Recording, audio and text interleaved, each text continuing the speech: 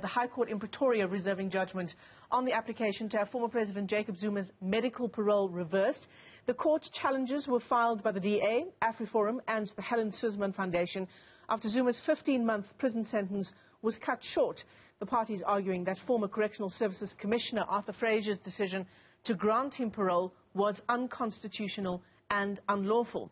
So let's get you some perspective on this issue now. We're joined by legal analyst Ulrich Roux. Ulrich, it's great to have you with us always on the show. Thanks for giving us your time so early on in the morning. So the basis of the argument by the Helen Suzman Foundation in particular is actually that Arthur Frazier didn't have the legal powers to overrule a decision by the Medical Parole Advisory Board. The reporting at the time was that as commissioner, he actually did have that kind of power. Which is it, Ulrich? Yes, indeed. So just to take the viewers back to what transpired, the Medical Parole Review Board considered Jacob Zuma's application. They considered the medical reports that he had furnished, and they actually found that he was a person who did not qualify for medical parole, after which Arthur Frazier, the Commissioner of Department of Correctional Services, overruled that decision and granted him medical parole in accordance with the Correctional Services Act. Now, the Act states very clearly that the Commissioner can indeed grant a person such medical parole if the person is serving a period of imprisonment of less than 24 months or 24 months or less. But that decision must be a rational decision based on informative reports which confirms that the decision is a rational and the correct decision to take. So they are saying that his decision that he took was not a rational one and accordingly not in terms of the Act. And also, just to put it plainly, he had to have, the former president had to have one or more of 23 specific medical conditions to actually be granted medical parole. Indeed, yes. So there's a list of conditions that he had to either present in the report that was furnished or that was clear to see from his application. The Act is quite vague in that regard, but in a nutshell, it says that if a person is either suffering from a terminally ill disease or impairment, or he suffers from a condition which impairs his daily routine in a prison, then that could qualify him for medical parole. Mm-hmm. So he only needs to present sufficient evidence confirming that, and then his application would be considered. In this instance, the interesting thing is, as I've said, is that an entire Medical Parole Review Board considered his application and found that he was a person who did not qualify for medical parole. And Arthur Frazier overturned that decision. So that is what the court is going to have to scrutinize, is whether that decision was the correct one or not.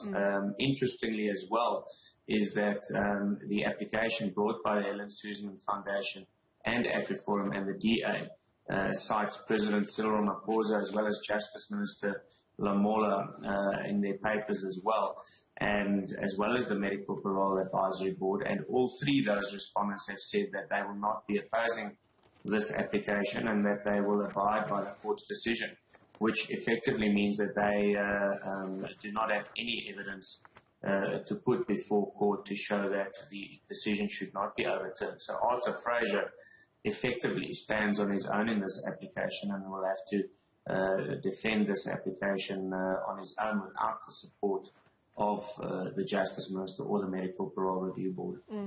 I mean, just hearing the applications yesterday in court, it's very interesting if we look at who is constituted in the Medical Parole Board, because it's a number of independent medical practitioners, right? The point of that is that your personal doctor can't be the one who makes a decision around whether you are eligible for something like medical parole for obvious reasons. So there are these independent people on the Medical Parole Board. Yes, of course, that board must be completely independent.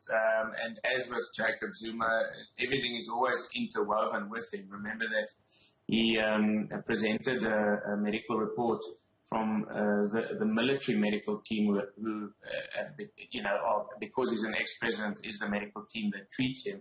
And he presented that report in the High Court in order to justify a postponement for medical reasons.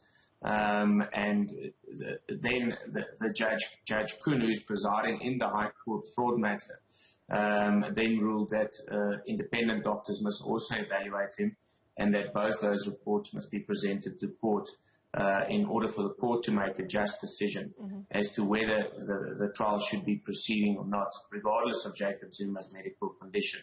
And the court found that it should. So in this instance, again, when the court deals with expert medical evidence or expert medical reports, such as the Medical Parole Review Board's report, that must be completely objective and unbiased. If it is not, then it opens the door up for that decision to be taken on review. And in this instance, the Parole Review Board, once again, was completely independent and objective. There was no mention made that they were not. I wonder how much of that admission by Arthur Fraser, I think it was back in September, he was speaking on another media platform where he said as much. He admitted that he overruled the decision from the Medical Parole Board.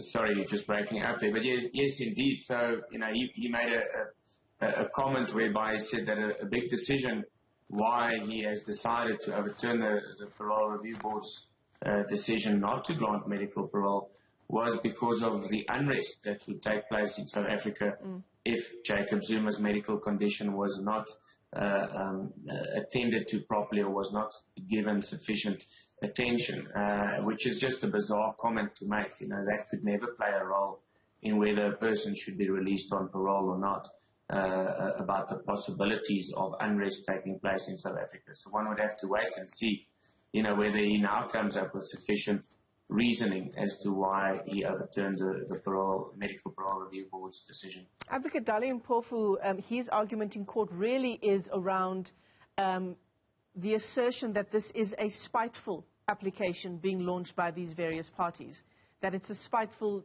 disrespectful application launched by the DA, the Helen Suzman Foundation, and so on. How much weight does that kind of argument really hold, Ulrich? The word spiteful does not have any place in the South African justice system. It is a non-legal term, so I'm not sure why he's referring to it as being a spiteful application. If he deems the application to be without merit, then he can say that it is a frivolous application and that there's no substance to the application. The court should dismiss it. So I don't think his contention that it is spiteful carries much weight, to be honest. Also, they have contended that, regardless of whether Jacob Zuma qualifies for medical parole, that he would also qualify to be released on parole because a sixth of the period of his prison sentence of imprisonment has already elapsed.